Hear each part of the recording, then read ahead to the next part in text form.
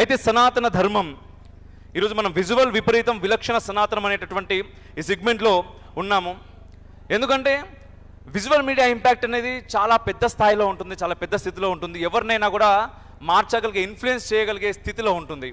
మరి సనాతన ధర్మం ఈరోజు మనకు దూరం అవుతుంది అని కొంతమంది మాట్లాడుకుంటూ ఉంటాం, సనాతన ధర్మంని నిలబెట్టాలి అని చెప్పేసి కొంతమంది మాట్లాడుకుంటూ ఉంటాం.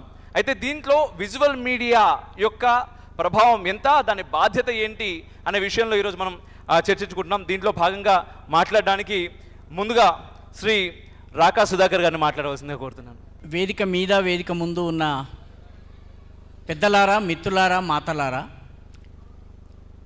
1944లో మహాత్మా గాంధీ ఆయన జీవితంలో చూసిన ఏకైక సినిమా శ్రీరామరాజ్య అనేటటువంటి హిందీ సినిమా వచ్చింది. ఆ సినిమాని గాంధీ గారు చూశారు.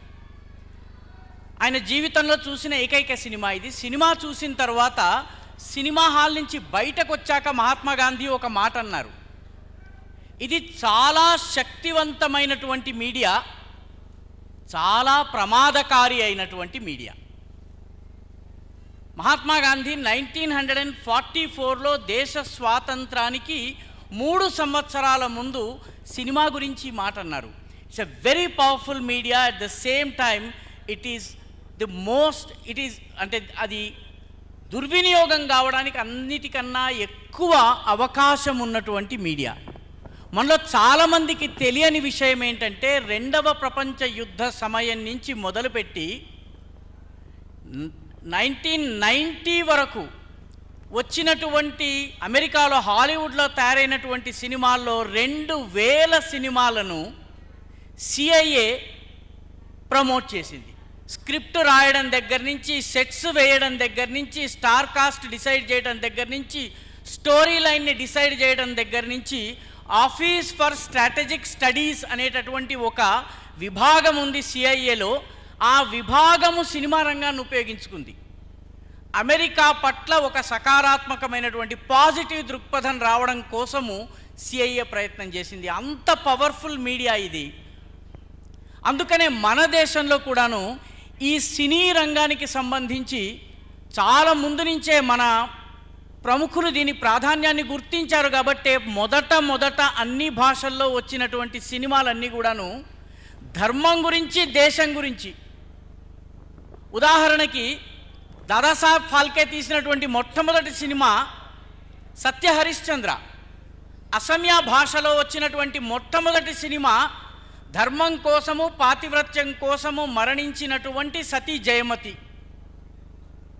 తెలుగులో కూడా అదే రకంగా వచ్చింది. మరాఠీలో కూడాను మొట్టమొదటి సినిమా ఏదైతే వచ్చిందో ఈ రకంగానే ధర్మానికి సంబంధించిన సినిమా వచ్చింది. దురదృష్టవశాత్తు స్వాతంత్రం వచ్చిన తరువాత సినిమా రంగము ఈ ఐడియల్స్ నుంచి దూరం వెళ్ళడం ప్రారంభమైంది. దురదృష్టవశాత్తు కొంతకాలము నెహ్రూవియన్ పాలసీస్ని, సాథీ హాత్ బఢానా, ఏక్ అకేలా థక్ జాయేగా, మిల్కర్ బోझ ఉఠానా, ఇటువంటి పాటలు నెహ్రూ గారి సిద్ధాంతాల్ని ప్రమోట్ చేసేటటువంటి సినిమాలు వచ్చిన నయా దౌర్, మిగతా అనేక సినిమాలు. ఆ తరువాత సినిమా రంగంలో కమ్యూనిజం ప్రవేశం జరిగింది. బహుశా ఇక్కడ ఉన్నటువంటి పాత తరం వాళ్ళకి తెలుసు, 1950స్లో ఒక సినిమా వచ్చింది, హిందీ సినిమా, దాని పేరు ఆజాద్. ఈ ఆజాద్ సినిమా హీరో దిలీప్ కుమార్. ఆ దిలీప్ కుమార్ ఫోటో వెనుక ఉండేటటువంటి జెండాలో కత్తి కొడవలి ఉంటుంది, సుత్తి కొడవలి ఉంటుంది. అంటే అంత ఓపెన్గా కమ్యూనిజాన్ని ప్రమోట్ చేయడం జరిగింది. సినిమా రంగం ద్వారా రైతే రాజు సినిమా ఉంది, ఆ సినిమాలో కమ్యూనిజాన్ని ప్రమోట్ చేశారు. మనుషులు మారాలి ఉంది, కమ్యూనిజాన్ని ప్రమోట్ చేశారు. ఈ రకంగా భక్త తుకారాం తీస్తే భక్త తుకారాంలో కూడా కమ్యూనిస్టు ఆలోచన విధానాన్ని ప్రమోట్ చేయడం జరిగింది. ఈ ప్రయత్నంలో సనాతన ధర్మ విలువలను పాటించేటటువంటి సింబల్స్ ఏవైతే ఉన్నాయో వాటిని అవమానపరచడం జరిగింది. మన దురదృష్టవశాత్తు ఇది జరుగుతూ వచ్చింది. ఒక నేరేటివ్ ఏ రకంగానైతే విద్యారంగంలో, చరిత్ర రచన రంగంలో, సృజనాత్మక సాహిత్య రంగంలో వచ్చిందో అదే రకమైనటువంటి పెడధోరణి సినీ రంగంలో కూడా వచ్చింది.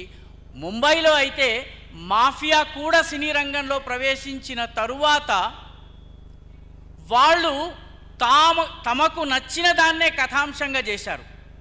ఇటీవల ఒక సినిమా వచ్చింది, ఆ సినిమాలో హీరో పాటలు పాడతాడు, ఇంట్లోంచి తండ్రి వెళ్ళగొట్టేస్తాడు. వెళ్ళగొట్టేసిన తర్వాత అతను ఒక మసీదుకు వెళ్తాడు. ఆ మసీదులో సూఫీ సంగీతం నేర్చుకుంటాడు. తద్వారా అతను చాలా గొప్ప సింగర్ అవుతాడు. ఈ రకమైనటువంటి సినిమా వచ్చింది. అంటే నెమ్మదిగా హైందవ సింబల్స్ ఏవైతే ఉన్నాయో వాటిని బలహీనపరచడము, అవమానపరచడము, పురోహితుడినో లేకపోతే గ్రామంలో ఉన్నటువంటి వైశ్యుడినో లేకపోతే ఊరిలో ఉన్నటువంటి భూకామందునో చెడ్డవాడుగా చూపించటం, ఇవన్నీ కూడాను వీటి ద్వారా ధర్మం పైన దాడి చేయటం జరిగింది. అదృష్టవశాత్తు గత 15-20 సంవత్సరాలుగా పరిస్థితిలో మార్పు వచ్చింది. ఒక ఐడియాలజికల్ ఫైట్ సినీ రంగంలో కూడా జరుగుతున్నది. కొంత విజయం సాధించాం, ఇంకా చాలా సాధించవలసి ఉంది. సినీ రంగంలో ఉన్నటువంటి చాలామంది వ్యక్తులు ధార్మిక పరులు. వ్యక్తిగత జీవితాల్లో కొబ్బరికాయ కొట్టకుండా, దేవుడికి దండం పెట్టకుండా, దేవుడి విగ్రహం దగ్గర చెప్పులు విప్పకుండా, ముహూర్తని ప్రారంభించని వాళ్ళే సినీ రంగంలో ఉన్నారు. దురదృష్టవశాత్తు వాళ్ళు తీసే సినిమాల్లో మాత్రము హీరో తన లవ్ గురించి దేవుడితో డైలాగులు చెప్తూ భలే సహాయం చేశావయ్యా గణేశ, లేకపోతే ఓ వెంకటేశ నువ్వు ఇలా చేశావా, ఈ రకమైనటువంటి డైలాగులు వస్తున్నాయి. ఇది ఎందుకంటే దీనికి ఒక 50 years 60 years బ్యాక్లాగ్ ఉంది. ఈ బ్యాక్లాగ్ని తొలగించేటటువంటి ప్రయత్నం మనం చేయాలి. ఒక్క ఉదాహరణ చెప్పి నేను నా కథనాన్ని ముగిస్తాను.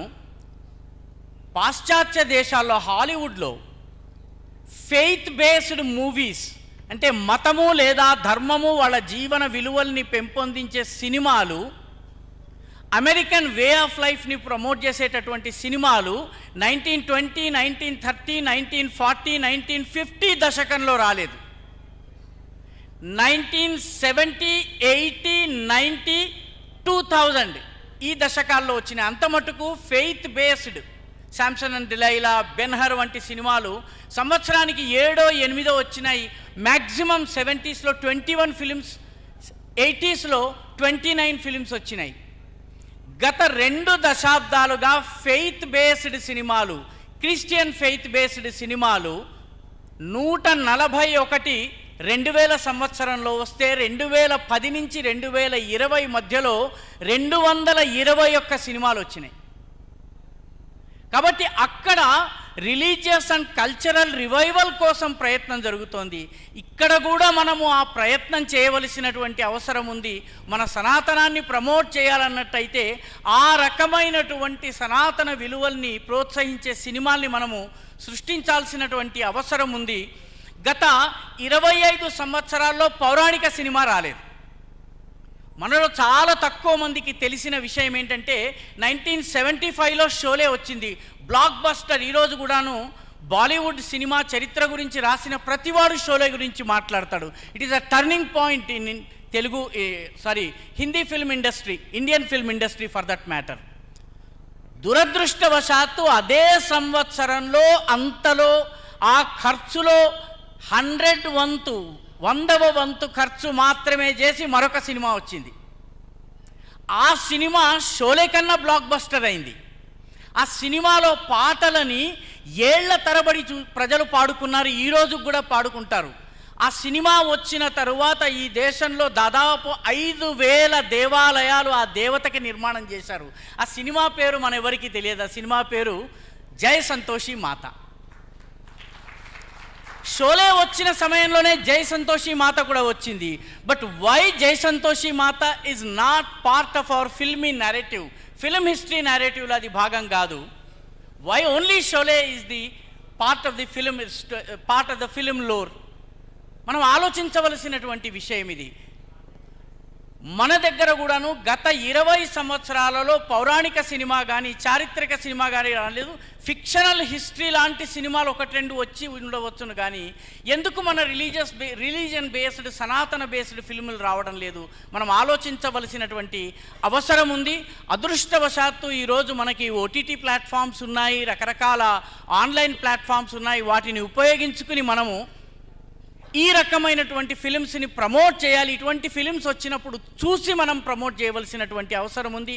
ఎందుకంటే వీక్షకుడికి కూడా దీనిలో ఒక బాధ్యత ఉంది. ఈ బాధ్యతను వీక్షకుడు గుర్తించినట్లయితే మంచి సినిమాలు తీసేటటువంటి వ్యక్తికి ధైర్యము, సాహసం వస్తుంది. ధన్యవాదాలు.